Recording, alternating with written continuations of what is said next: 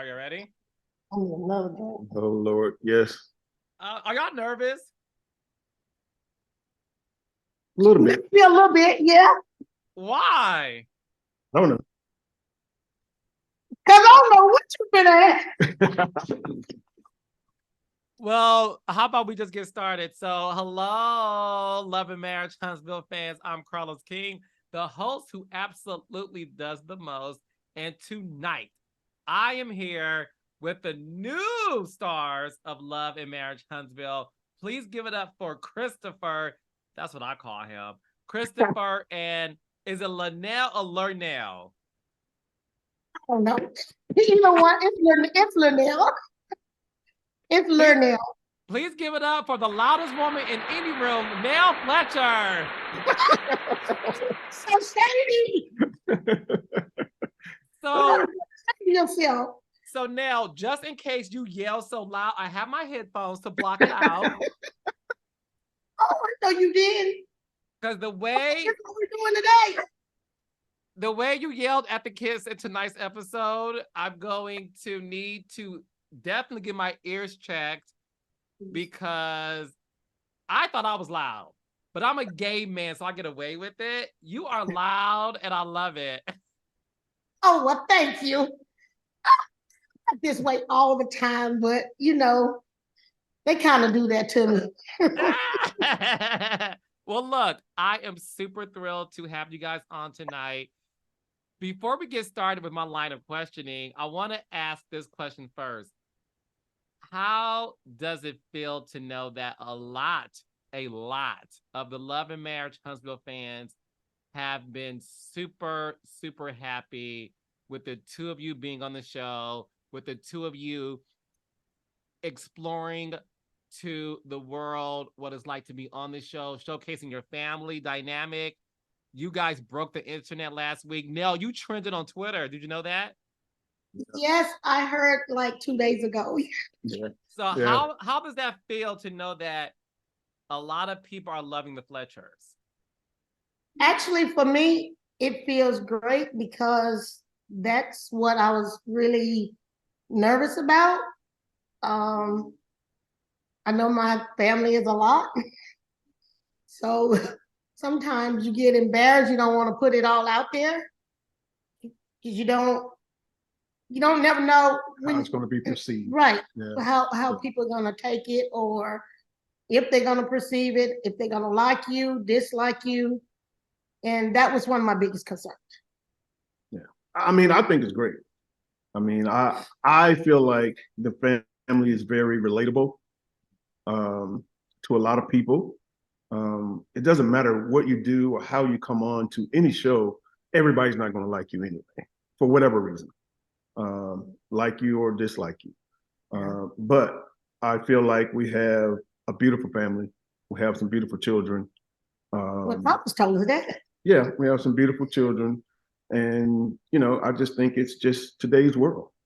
Yeah, no, it's super relatable. And speaking of beautiful children, one of your sons have been breaking the hearts of all the women from the audience. They keep asking, who's the light-skinned guy that was sitting on the left with the...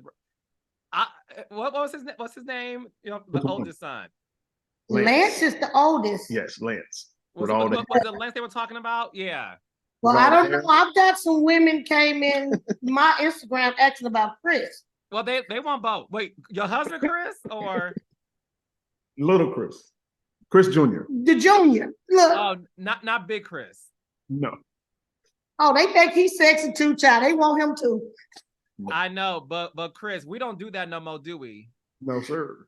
Okay. No, okay. No, sir. We got all this. Ow!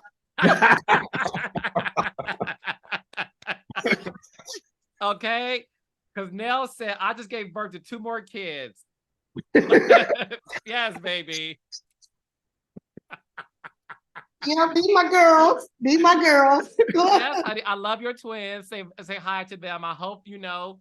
Yeah, I set them up. They're pretty. Okay, yeah. Are they using a pacifier or are they bottle fed?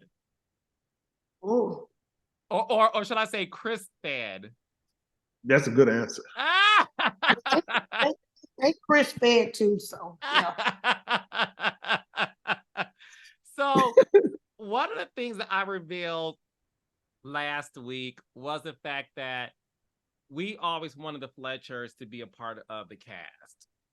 We love Chris. Chris and you are friends of Melody and Martell. You counsel them. We have seen scenes where the two of you really try to help their marriage get on track. One of the most infamous scenes of Love and Marriage Huntsville history is when Melody and Martell went to your home in the backyard, and Martell wore a black turtleneck shirt. And of course, Melody wears black because no matter what happens, if they together or separated and now divorced, for some reason they have the same color palette in scenes. So conversations happening. She threw a drink at him, and you two trying to diffuse it. Was that the day you said, "I do not want to be a part of this show"? He didn't say that. I think I said it. I think Brent said something to me. It was Brent at the time. And I was like, oh, hell no. This was like, it reminded me of my family, my kids, actually. So it was a moment. It really was. And so, yeah. But I guess it's life. It happens. Yeah, after breaking all the crystals, because that was real glass. That was not plastic. Oh yeah, Mel tore up some shit. Right? Yeah, she did. Yeah, she flipped the table. We didn't see none of that coming. No. I ripped my new silk blouse and everything. Look, I kept saying, what on for the camera? Yeah, that was a real scene. A lot of people always ask and think that things are scripted, and you know, we have scripts and to do these things, and I have to tell them like, no, we don't have a script. This is all reality TV. So this is coming from our heads, our mouths, our actions. So yeah, they really thought that whole scene. People thought that whole scene was like, was it staged or something? I was like, hell no. I lost like new crystal, new glassware, things I hadn't too long purchased. Like, no, I would not have let them do that. Yeah, we brought out the plastic cups and shit. No, exactly. Drink out the damn red cup. Here. Right, the red solo cups. Yeah. Nobody's seen that coming. He goes, Martell does the most, he do the most, and damn it, he did the most that day. But I don't know, if I was Mel, I would have probably tore the damn backyard up too. So, because he said a mouthful. Yeah, he had a choice of words. He said a mouthful that day.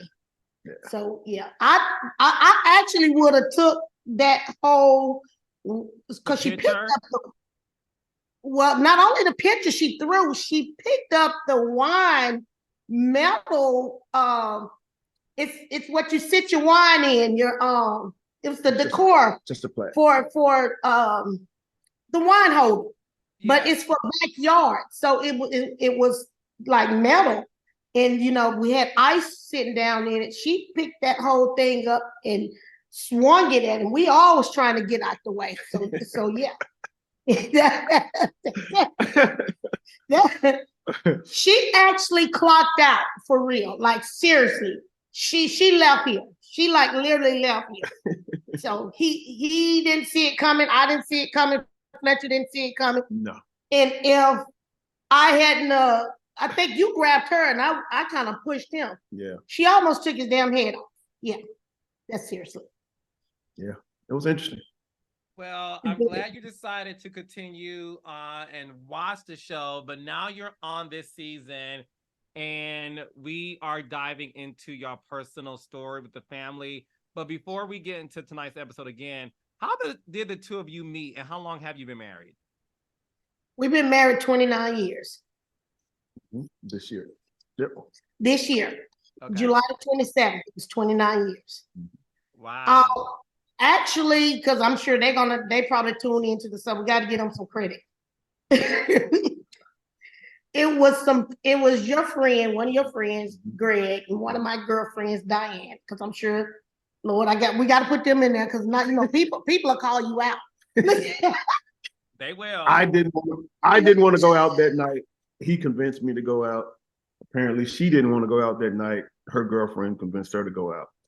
And so we actually met at a club, like more of a lounge, something like what Marcel has now. Mm-hmm. But here in Huntsville, it was called Ernie's Lounge, which a lot of people here in Huntsville knows Mr. Jones. He's passed now. But that's how we met. Fletcher was here from the military. Mm-hmm. Military leave. It was around the holiday season. And mm-hmm. Yeah, we met there. That's when I first seen this handsome fella come through the door. I noticed him when he came through the door. That's the problem. Yeah. And I said he's going to be my husband. So did you approach him? Did he approach you? How did that all work out? We actually looked at each other. I was ignoring him. He sent over drinks to the table that me and my girls were sitting at. And he asked the lady that was waiting on us. She asked what the gentleman over there at the bar want to buy you all drinks. What do you ladies like? And it went from there. But basically, then I came and asked her to dance. He's showing out as he always do. Yeah, I get the sense of that. What was interesting is as we are celebrating, I think this is season 6. I'm at the point now where I even forgot what season we're in, child. But Chris has made more appearances on the show as like the big brother to Martell. You two have been very honest about experiencing infidelity in your marriage, and being able to deal with that, which again is super duper relatable. When all of that was happening, how did you two work through that? Because the audience has seen the Holts at the time they were married, try to work through that. It didn't work out. And the reason why people are still invested in Martell and Melody separately or together, whatever, is because they saw the journey of trying to make it work. Because a lot of couples can relate to that. And you two really tried your best to counsel them. Chris really tried to be his big brother to say, bro, I cheated on my wife. It wasn't a bad situation. She forgave me and we're moving on and we're blissful. Now, how were you able to deal with that and get through it? It was a bad situation. It kind of hurts to talk about it because some of that is what I was trying to tell Martell. You looking at that time, and I want to say that was about 5 years ago when we said that to them. You have 4 beautiful children that they made together. Mm-hmm. We have 4 beautiful children and came into marriage with 2 of them. And that affects your kids. It's not always just about you. I was looking at the hurt of the kids, our children together, because we did separate for almost right at 2 years. That was separation. Separate homes and everything. Mm-hmm. That was hard for Lexi, and that's some of the things she deals with. She would call me and ask for her dad, and it was kind of hard for me to tell her dad wasn't there. But I did tell her mom that her dad wasn't there, and we eventually told her that her dad wasn't there. So I was trying to explain, like, everybody took a hurting from it. For me personally, I kind of just shut down from the world. I lost a lot of weight.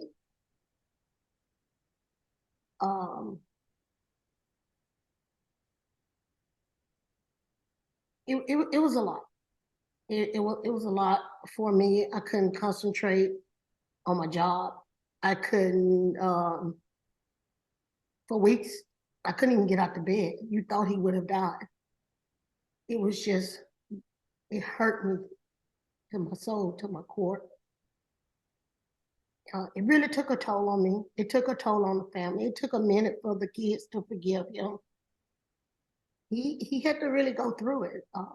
He had he had broken the family, not only trust with me, he broke the family. The kids didn't understand that. I was embarrassed by it. I felt like everybody was looking at me because we were the ones that always had it together. So yeah, it was hard. It was real hard.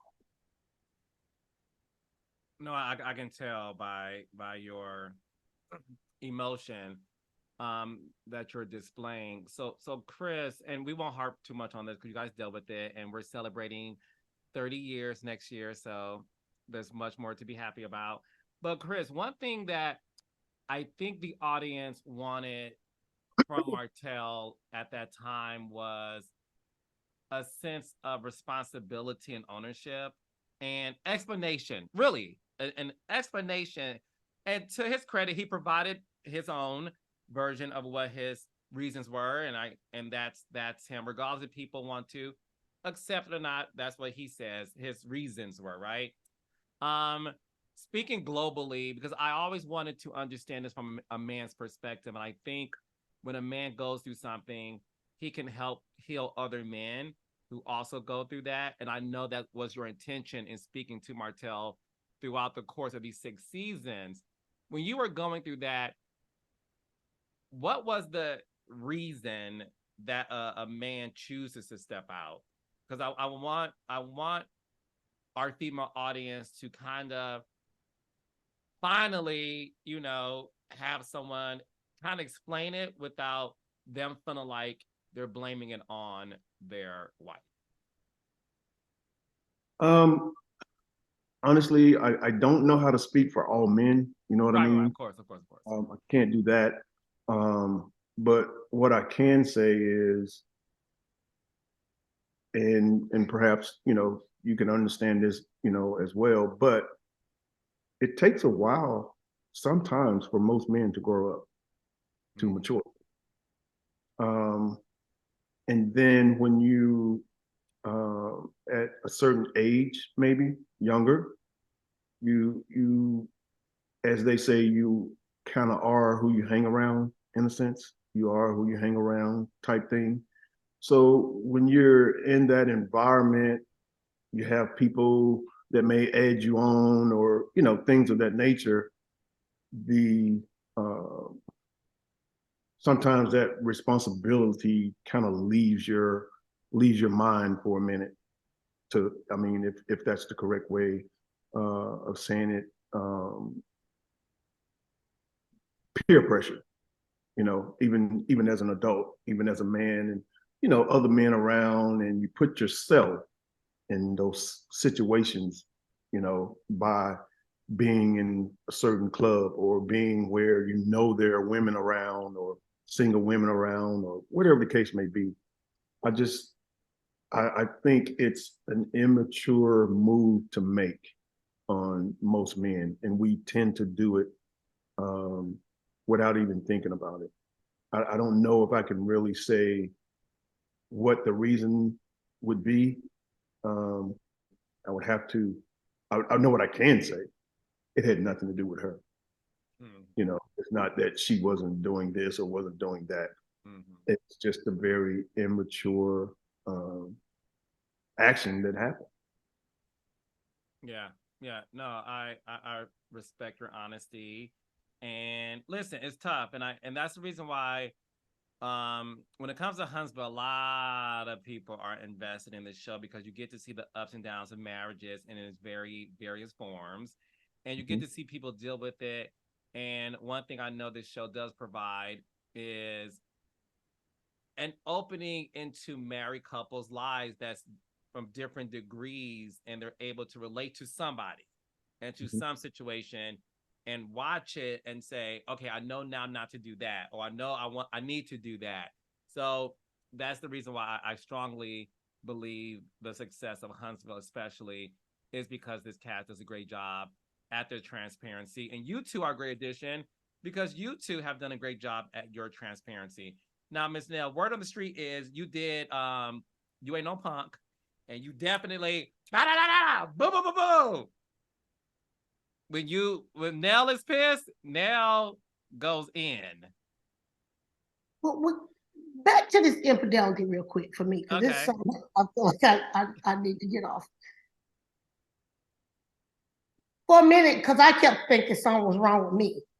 And I know Martell would like to say, for Mel, she ain't sucking no, excuse my language, but, and you come to find out, hell, Mel sucking dick, she's sucking his, I'm sucking Fletchers.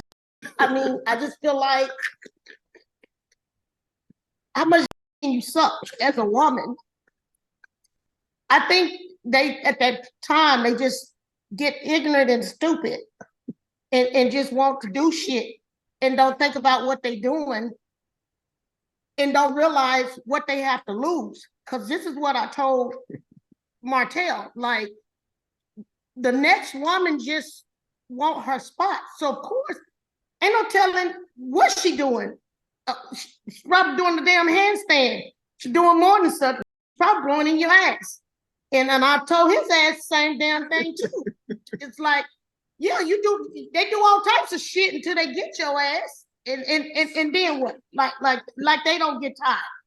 Nobody wants to their mouth every day. Like it just is what it is. And that's what I tell him. Well, Nell, speak for yourself. Don't tease him.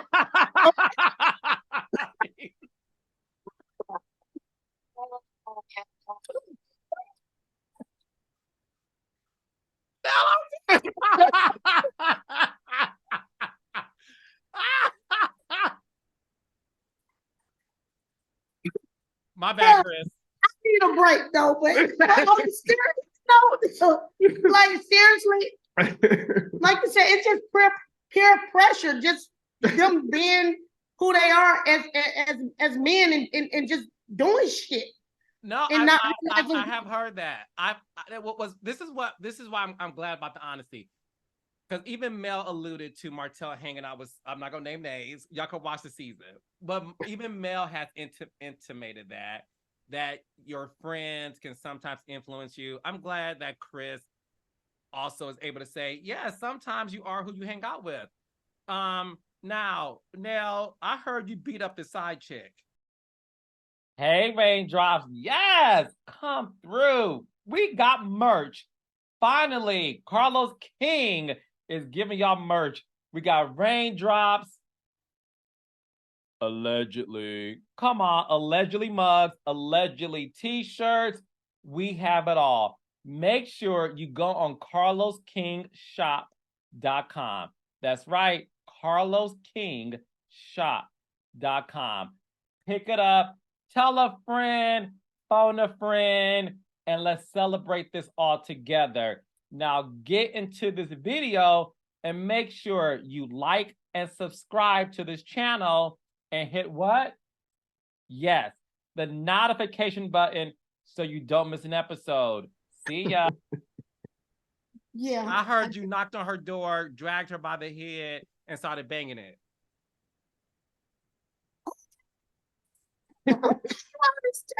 Like, I don't need that happened years ago, and yeah, a lot of stuff was supposed to be sealed, and I ain't really trying to talk about it because I don't need that woman come looking for me. But yeah, well, I ain't calling no names. She know what it is. I know what it is. But yes, I'm not in the line. That did happen. It did. But that was my husband. That was my husband. And I was pissed with his damn lies. He's lying. No, and listen, you are an accomplished woman. You are definitely somebody. Listen, all jokes aside, I love the two of you because you two are very honest and you're very transparent and you're able to even like years later, you're able to show like the strength of you being like, look, talking about it still hurts, but I'm still able to sit next to this man, loving upon him because he apologized, he made things right. And the other thing, and I'm gonna move on.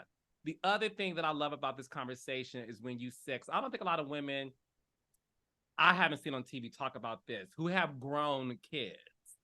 How when their father cheats on their mother, how the kids are affected too. And I don't think people really talk about that. So thank you for sharing that. Speaking of your children, first of all your kids are gorgeous. I mean, the genes is all of your children are beautiful to look at. Thank you.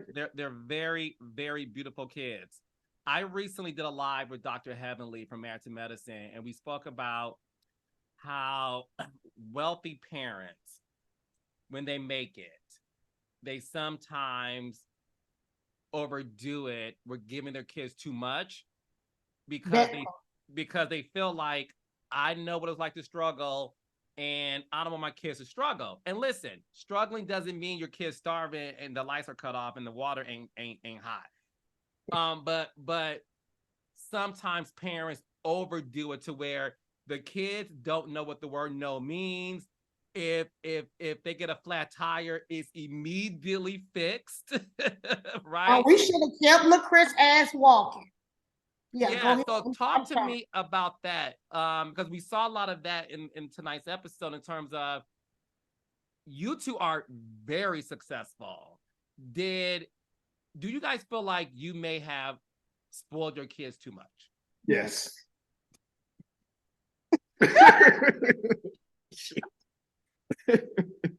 Yes. Is it because you two came from humble beginnings and you wanted to, obviously, like most parents, and you obviously wanted to, like? Yes. Yes. Yes, dude. I'm from the hood. I'm from the hood. I grew up in the country. Out here where we live, up and down the street, where all these, the $1 million homes and all the Publix and everything, the whole area, the whole high school, none of those things were there. Those were farmlands. I farmed those lands with my grandfather in the summertime while everyone else gets out of school and go to Cancun and do all those things. I was walking up and down the cotton field, pulling kookaburras out of cotton, during my teenage years, from age 12, 13 up until 17. Every summer, and any other breaks from school or anything, that's what I did. So, I know what it is to struggle, what it is not to have, what it is to go in the kitchen where your mom had and got the damn black and white box of cheese that's got to get cut up. And you know what I'm saying? They got cards now for food stamps or EBT or whatever you want to call it. No, we had the ones with the damn numbers written on it with the money sign on it and all that looked like money, but it was fake paper. The food stamps. Go to the store and get some cornflakes or whatever the case may be. Without the sugar. Without the sugar.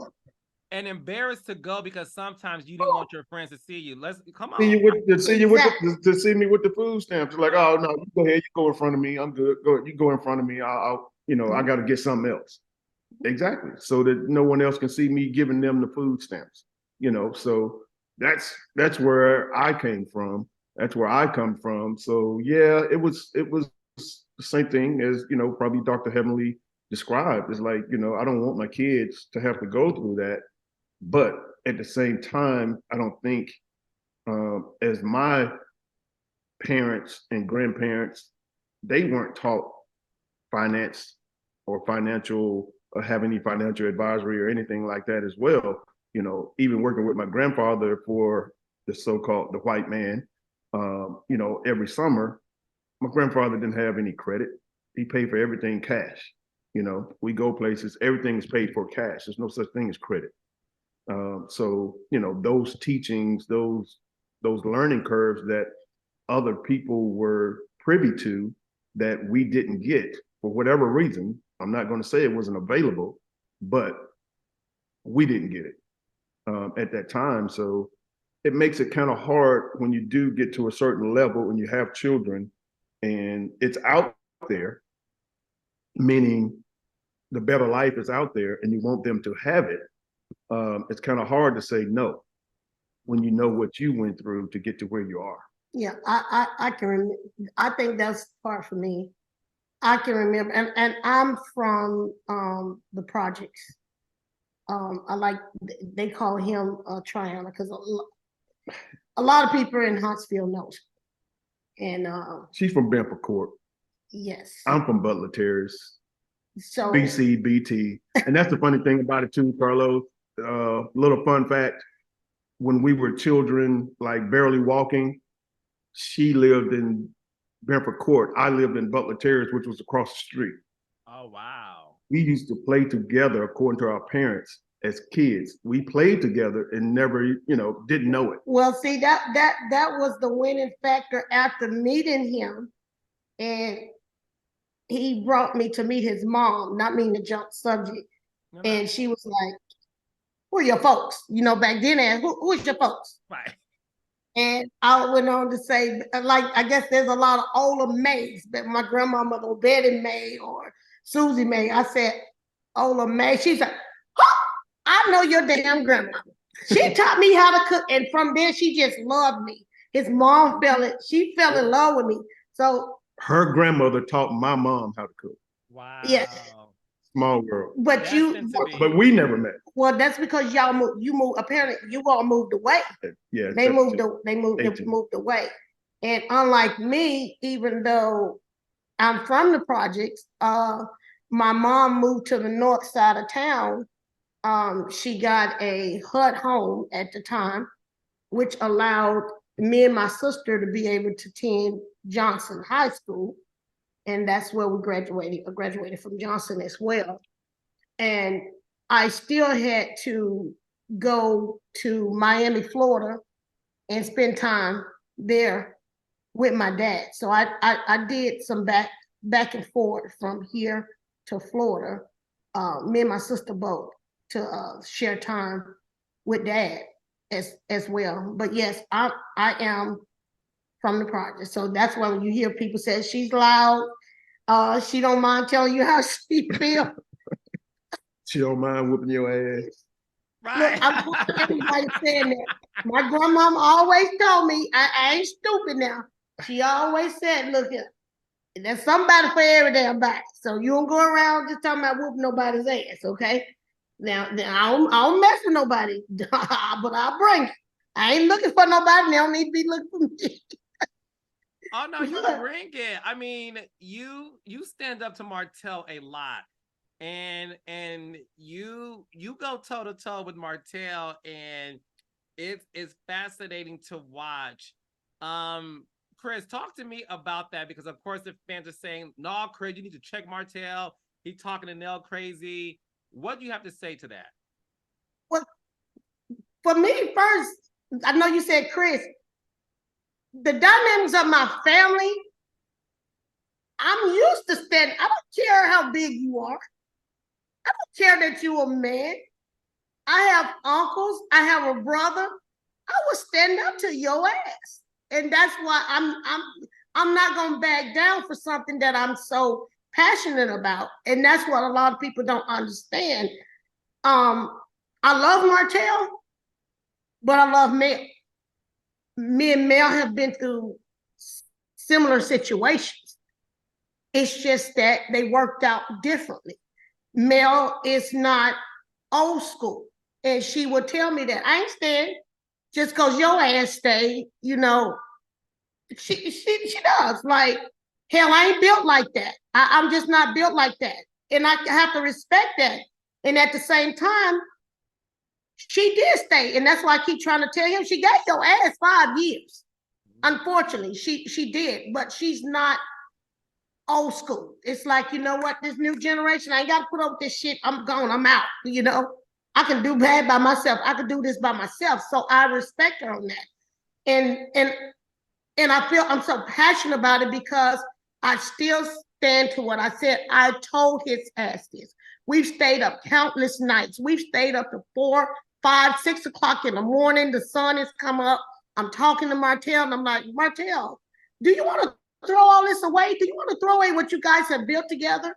Do you not understand where you're from, where she's from, and then to have a family, kids that you brought here together, no outside children at the time. That's rare. That's pure. That's beautiful. Even we didn't have that. We came into the marriage with 2 children. So I don't really think he said he was listening. He understood. I don't think he really got it at the time. So that's why I get on to him like that. That's why I'm so passionate about it, because I have pretty much experienced it. It's just slightly different, but it's still, infidelity is infidelity, however you want to put it.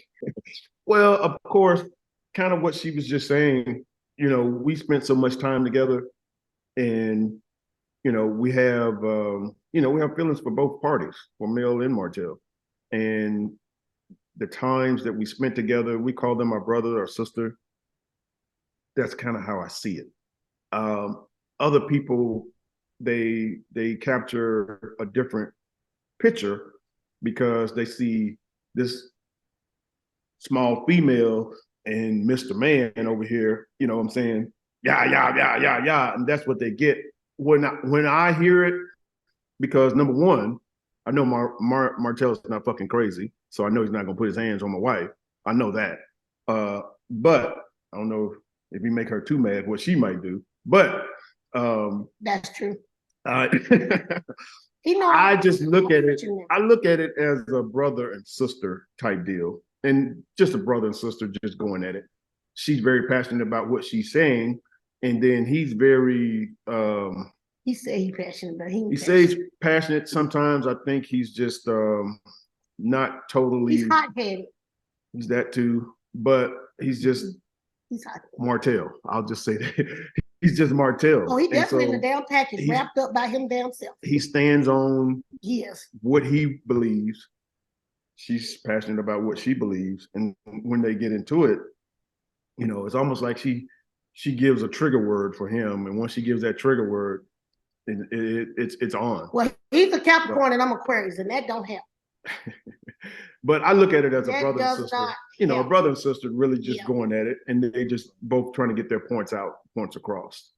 So I don't see it as a form of disrespect. Now, it depends on what words he may use when he's speaking to her, but he's never said anything out of the way. She gets loud, he gets loud, type thing. So, I mean, we've had several talks about it. So. What are your thoughts on, because obviously you're the closest to Martell and Melody, but obviously Huntsville is small, so you have relationships with the Scotts, Kimmy, Maurice, Marceau, and Tisha. One of the things that came out was whether or not Marceau was with you in Atlanta throughout his time there when these alleged photos came back, pun intended, of his back. And there was some discrepancy you felt because you're like, look, like you said earlier, when you hang out with people and they do certain things, I don't want to be grouped with that no more. So was there a discrepancy in the timeline based on Marceau's story that you was with him in Atlanta when all these alleged activities happened? Well, here's the thing. And I still stand on what I said. I was there. He was there. My wife was in town with me in Atlanta. So that's just what it was. The time period that he's speaking of, I don't know. Honestly, I never heard what his time period was. What I do know is that he and I did meet in Atlanta. We were together. We did look at property. We did go to Atlanta Fish Market and grab something to eat, which was very fast because he was he was done. I mean, them damn what they call sushi rolls didn't stand a chance. Yeah. I mean, they didn't stand a fucking chance. But we were together. We were together for probably 2.5 hours. That's all I can tell you. We were together 2.5 hours. After that, I don't know. And he was back at the Airbnb. Right, and I was back at the house. The reason why I know that, basically, I just put it out there. I had surgery. So I was there. Breast I got surgery? Yeah. Mhm. It well, I got my tummy tuck. I had Okay. I had a tummy tuck. So it was doing my surgery. Mhm. Marceau asked Fletcher, "Hey, since you in town, can you show me this property?" You know. So Fletcher had to take care of me. So I knew he was gone for like 2.5 hours at the most, but he was back at the damn Airbnb. So I just, I'm like, you know what? When he said, "Oh, Chris Fletcher," I was like, In the car with Tish that night. yeah, like you want to call this bubble, but since she had the nerve to go ask me have we ever had damn infidelity, my husband wasn't with his ass the whole time. I know what my husband was. Now, this one thing I ain't gonna do. I ain't finna lie for his ass. I ain't finna lie for no damn man. But I knew where his ass was that damn day because I knew where I was. And I knew why I was there and why we was there. So whatever Marceau was doing there, I can't say on that. I don't know about them back pictures. I don't know. Not you sipping a cocktail after reading. Okay. Yeah, it's true. What do you think about Tisha Who? now? Yeah. I think about her. Personally, she hasn't done anything to me but ask me about infidelity. Why she asked me about infidelity, I still stand on what I said. I still think she wanted to speak with me probably in private. I still stand on Marceau, shut that shit down. I think I'm too strong of a woman. He don't want her to talk to me. That's what I really believe that. But you're good with Tish. Yeah, she hasn't done that to me. That's why I said I still think there's a conversation she was trying to have at that time. I don't think she'll get it at this point because he shut all that down. You think But she wanted yes, conversation or she wanted some advice? both.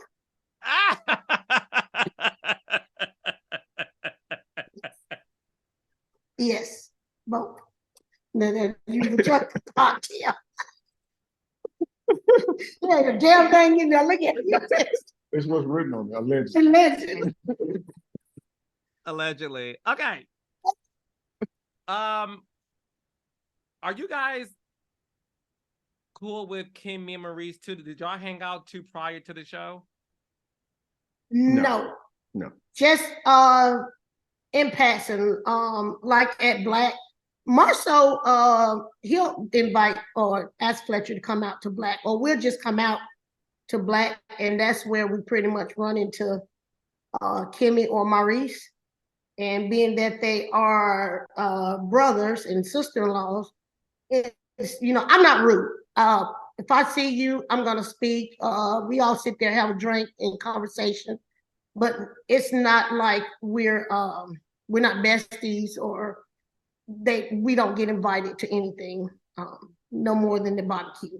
We got invited to that, but no, we're not associates like that. What made you say yes to doing the show this time? Because Chris was in. And that's what was pissing me off. Because I said, I don't give a damn what you do. I'm not doing it. And he just out there doing his thing, like I ain't said nothing to it. And everybody kept saying, "Miss Fletcher, why you not on the show?" And I'm like, I have my reasons. And most of my reasons was the shit he do.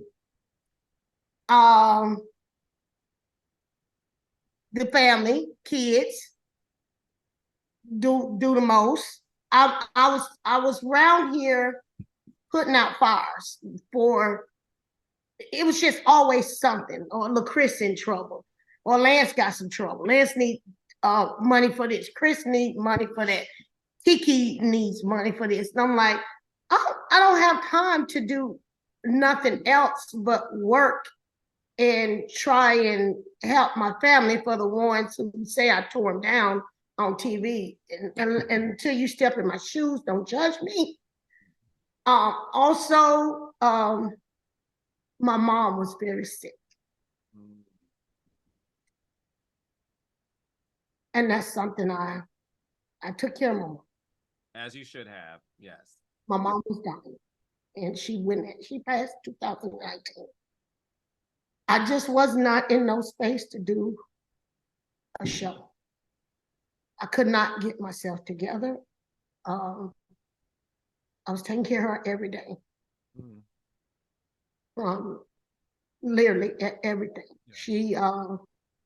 She requested that, not that I would put my mom in a home, but she requested to me and my sister that she didn't want to be in no home.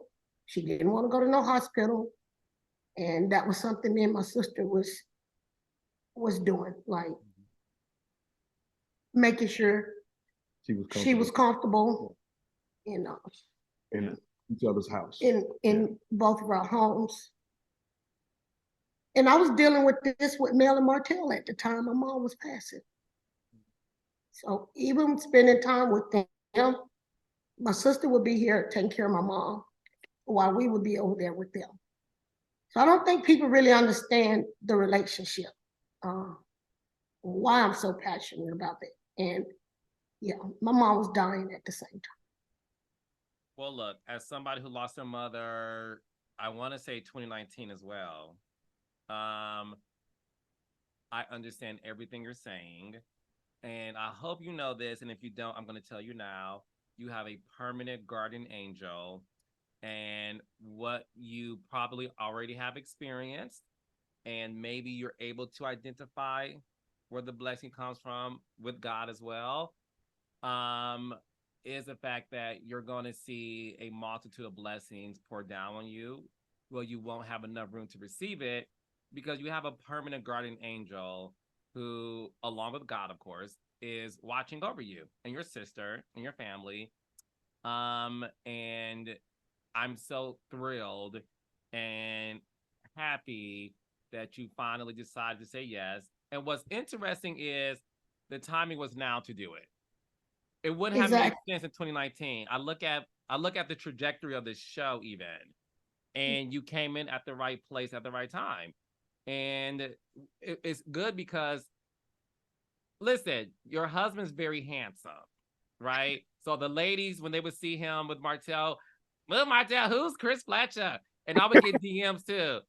You need to get Cat Daddy Chris Fletcher on the show. And I'm like, well, he's married, and it will only make sense if his wife joins him. So the fact that you decided in 2023 to be like, you know what, let me just give this a try. And you came in, you know, you came in at the right pace. You didn't come in saying, wow. You came in at this level of like easing in. And baby, after tonight's episode, we get to see a personal story of yours and Chris and the family. It's relatable. My comments are blowing. I have literally over 1,000 comments on my page when I put meet the Fletchers. So it goes to show you that the timing had to be right.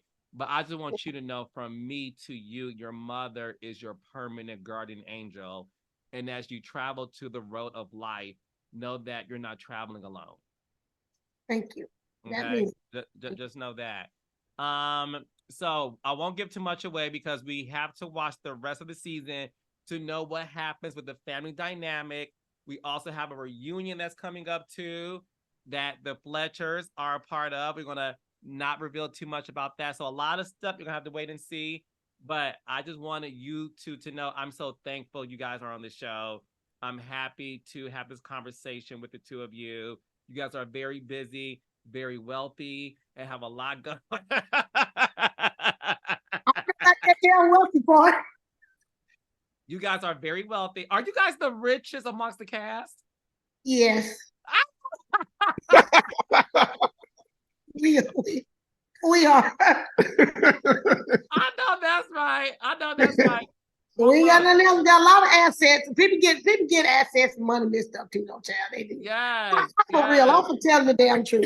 We got a lot of assets. Don't ask Google. No. I just wanted to say thank you guys so much for that. I will see y'all soon. And catch Love and Marriage Huntsville every Saturday, 8 o'clock 7 Central on the Oprah Winfrey Network. Thank you, Chris. Thank you. Now, love you. And I'll see y'all soon. Okay. Love Thank you. Too, you. Thank you, babe. Bye.